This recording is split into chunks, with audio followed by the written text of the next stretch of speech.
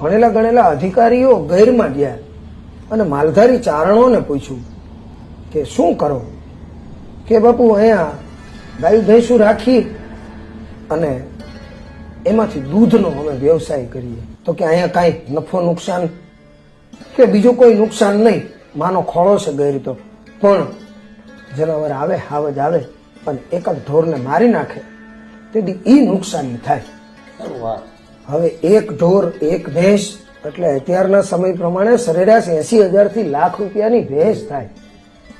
એ 80,000 થી લાખ રૂપિયાનું કે કેટલા દિયે આમ થાય કે નોખા નોખા નેહડામાં અઠવાડિયે એકાદ વખત આવે. અઠવાડિયે એક વખત સાહેબ 80,000 થી લાખ રૂપિયાની નુકસાની. દૂધના વ્યવસાયમાં કાંઈ એટલો નફો નહીં હોય. અધિકારીઓએ કીધું તો પછી તમે અહીંયા શું કામ રહ્યો છો? શહેરમાં વ્યા જાઓ, શહેરમાં તબેલા કરો તો આ નુકસાની તો નહીં થાય તમને.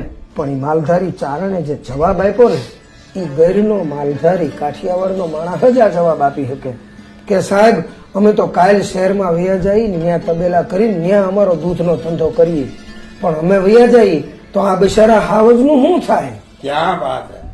હાવજને જે બિચારો કહી શકે ને એ આ પ્રદેશનો માલધારી.